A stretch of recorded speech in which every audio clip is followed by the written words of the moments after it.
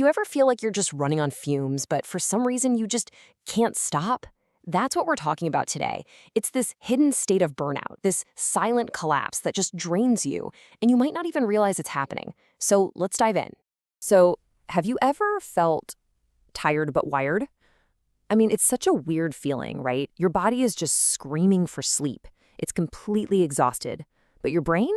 Oh, your brain is going a million miles an hour. It just refuses to power down. That feeling, that frustrating, tired but wired thing, it's not just a bad day. It's actually a sign of something much bigger. And it has a name. All right, so let's figure this out. Could this be what's going on with you? We're going to break down 5 key signs that your brain might be stuck in what's called survival mode. And as I go through them, just, do a little mental check. See which ones sound a little too familiar. Okay, sign number 1, constant scanning. Think of it like this. It's that feeling of being on high alert all the time. You're always waiting for the other shoe to drop, always looking for what could go wrong next. Even when everything is totally fine, part of you is just scanning the horizon for trouble. And man, being that vigilant 24/7, it is absolutely draining. Number 2 is having what we call hair trigger reactions. You know what I'm talking about. It's when some tiny little thing happens, like you spill your coffee or you get a slightly annoying email, and you just lose it. You either snap or you completely shut down, or maybe you even just start crying. Your reaction is way, way bigger than the problem itself, and that's because your whole system is already overloaded. All right, number 3, brain fog. This one is the worst. It's that feeling where you just can't focus. You walk into a room and completely forget why you're there. You lose your train of thought right in the middle of a sentence. It feels like your brain is just fuzzy. And it's happening because your brain is using all its energy to manage these invisible threats, leaving almost nothing left for just thinking clearly. And number 4, well, this one takes us right back to the beginning, sleep trouble. It's that classic tired but wired problem. Your body is begging for rest, just absolutely desperate for it, but your mind just will not power down. Maybe you can't fall asleep, or maybe you wake up a dozen times a night. Either way, it's a huge sign that your internal alarm system is basically jammed in the on position. And finally, we have sign number 5, numbing. This is when you find yourself doing things to just check out. Mindlessly scrolling through your phone for hours or grabbing snacks when you're not even hungry. Or maybe you just stay busy so you never have to sit still. It's all just a way to distract from that constant underlying feeling of being on edge. So, did any of that sound familiar? If you were nodding along to one or maybe even all 5 of those, then this next part is really for you. Because look, just seeing the signs is step 1. The real power comes from understanding what's behind them. Once we give this thing a name, we can start to shift out of just surviving and back into really living. So here it is, the name for what we've been talking about, survival mode. That's the key. It's an actual state your brain gets into where it stays on high alert because of stress that hasn't been dealt with. And this is so important. It is not a weakness. It's not a character flaw. It's your body's physical response. And just being able to say, oh, I'm in survival mode, that is a game changer. And this slide really shows the difference, right?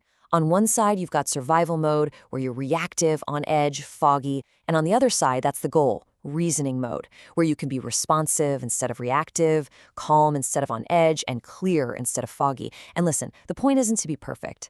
It's just about learning how to get yourself from one side of this chart to the other.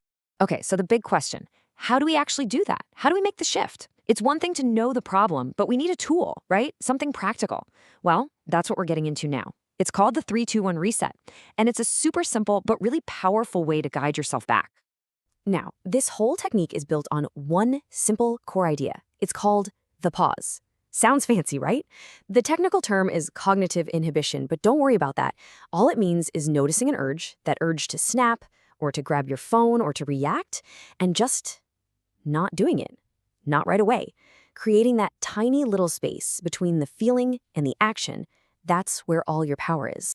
Seriously, this is it. This is the whole secret sauce right here. Notice the urge and don't obey it right away. Just let that sink in. You're not trying to destroy the feeling or pretend it's not there. You're just delaying your reaction. And that tiny act, that little moment of, hang on a second, is how you start taking back the controls from your brain's autopilot. So where do you begin? The very next time you feel that urge to snap or that brain fog rolls in, here's what you do. 2 things. Step 1, name it. Say to yourself, okay, my alarm system is on. That puts some distance between you and the feeling. Step 2, take one single slow breath. That's all. Boom. You've just created a pause. And once you have that pause, you can use the full 3-2-1 power down. It's a simple recipe to calm your nervous system down. First, take 3 slow breaths. Then, find 2 places in your body that are tense. Your jaw and shoulders are usually a good bet, and just let them go.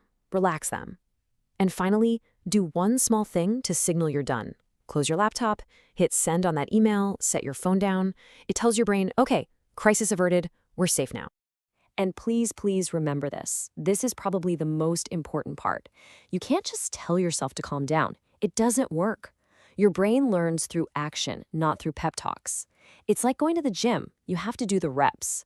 Every time you take that breath, every time you relax your shoulders, that's a rep. And those reps are what actually retrain your nervous system to feel safe again. So you want to start practicing? Here are some super easy, low-stakes places to try this out today. Before you instantly reply to that text message, just pause, take a breath. Before you mindlessly reach for a snack when you're not even hungry, pause. And tonight, before you just flip on the TV to zone out, you guessed it, pause, just one breath.